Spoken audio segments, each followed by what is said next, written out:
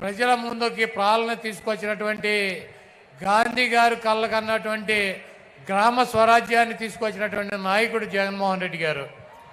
అదేవిధంగా స్కూలు పిల్లలకి వాళ్ళకు కావాల్సినటువంటి ఇంగ్లీష్ మీడియం విద్య, వాళ్ళకు కావాల్సినటువంటి బట్టలు, పుస్తకాలు, తిండి అన్నీ కూడా ఒక తండ్రి స్థానంలో చూసినటువంటి వ్యక్తి జగన్మోహన్ రెడ్డి గారు.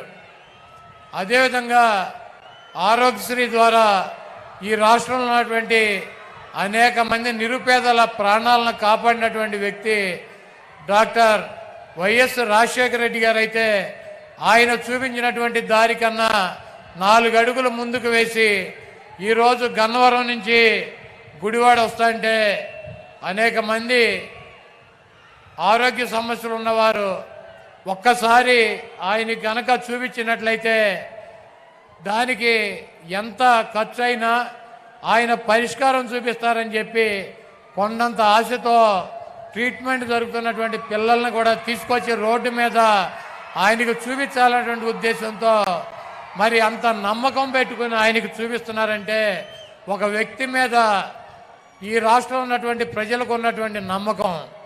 అదేవిధంగా జగన్మోహన్ రెడ్డి గారిని ఎదుర్కోలేక చంద్రబాబు నాయుడు గారు ఒక కూటమి కట్టాడు, మాయ కూటమి. ఆయన వదిన పురంధరేశ్వరిని బీజేపీలో అధ్యక్షురాలను చేశాడు. అదేవిధంగా ఆయన దత్తపుత్రుడిని పవన్ కళ్యాణ్ ఓ పక్కన పెట్టుకున్నాడు, ఒక ఉత్తపుత్రుడిని ఓ పక్కన పెట్టుకున్నాడు. వీళ్ళందరినీ పెట్టుకుని కూడా సిద్ధం సభల ద్వారా జగన్మోహన్ రెడ్డి గారికి వస్తున్నటువంటి ప్రజాదరణని తట్టుకోలేక జగన్మోహన్ రెడ్డి గారిని రాజకీయంగా ఎదుర్కొనలేక చవటలాగా దద్దమ్మలాగా వెనక నుంచి జగన్మోహన్ రెడ్డి గారిని భౌతికంగా ఇక్కడి నుంచి తొలగించాలన్నటువంటి ఉద్దేశంతో మరి మొన్న అర్ధరాత్రి విజయవాడలో ఆయన మీద దాడి జరిగింది.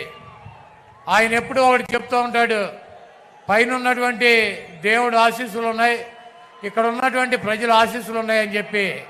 అన్న మీకు తప్పకుండా ఆ దేవుడి ఆశీస్సులు, ప్రజల ఆశీస్సులు ఉన్నాయి కాబట్టి మీకు ఒక అంగుళం పక్కకి జరగల, ఒక అంగుళం కిందకి జరగల. మీకు బలమైనటువంటి నుదురు మీద తగిలి అది ఆ దేవుడు మిమ్మల్ని కాపాడాడు. ఆ ప్రజల ఆశీస్సులతో మీరు రాబోయే రోజుల్లో తప్పకుండా ఇంకొక 50 రోజుల్లో ఈ రాష్ట్రానికి ముఖ్యమంత్రి అవుతారు. చంద్రబాబు కాదు కదా, వాడి బాబు ఖర్జూర నాయుడు వచ్చినా కూడా మీ ఎంట్రిక ముక్క కూడా పీకలేడు. మీ దమ్ము, మీ ధైర్యం, మీ ఉన్నటువంటి నిబద్ధత మేము దగ్గర నుంచి చూసినటువంటి వ్యక్తులం. మీది స్వచ్ఛమైనటువంటి చిరునవ్వు. మీరు చెప్పినటువంటి మాట తూచా తప్పకుండా నిలబడేటువంటి తత్వం మీది. ఒక ఓటు కోసం, ఒక పదవి కోసం ఒక్క చిన్న అబద్ధం కూడా మీతో చెప్పించలేనటువంటి పరిస్థితి 5 సంవత్సరాలుగా మేము మిమ్మల్ని దగ్గర నుంచి చూసాం. ఒక్క చిన్న అబద్ధం చెప్పండి అన్న అని చెప్పి బతిమాలలో కూడా ఒక చిన్న అబద్ధం కూడా చెప్పించలేము ఆయనతో.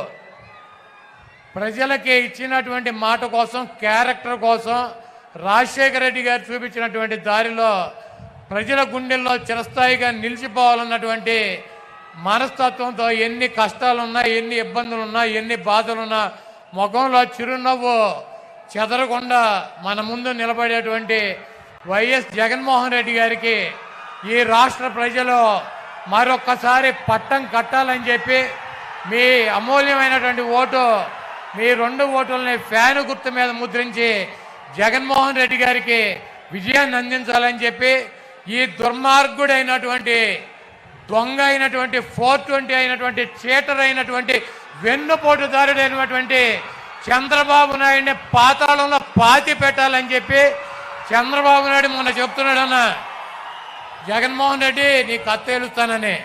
చంద్రబాబు ఇదే నీకు ఆఖరి ఎన్నికలు.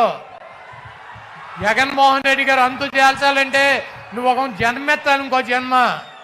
కాబట్టి ఈ రాష్ట్ర ప్రజలు దేవుడి ఆశీస్సులు ఉన్నటువంటి జగన్మోహన్ రెడ్డి గారిని మీ అందరూ దీవించాలని చెప్పి మీ అమూల్యమైనటువంటి ఓటు 2 ఓట్లు ఫ్యాను గుర్తు మీద వేసి మీ ప్రాంతంలో ఉన్నటువంటి శాసనసభ్యుడిని పార్లమెంట్ సభ్యుడిని గెలిపించి జగన్మోహన్ రెడ్డి గారికి మేమంతా ఉన్నాం మీ వెనకాల సిద్ధంగా అని చెప్పి మనం ఒక మెసేజ్ ఇవ్వాలని చెప్పి కోరుకుంటూ మరి సెలవు తీసుకుంటున్నాం.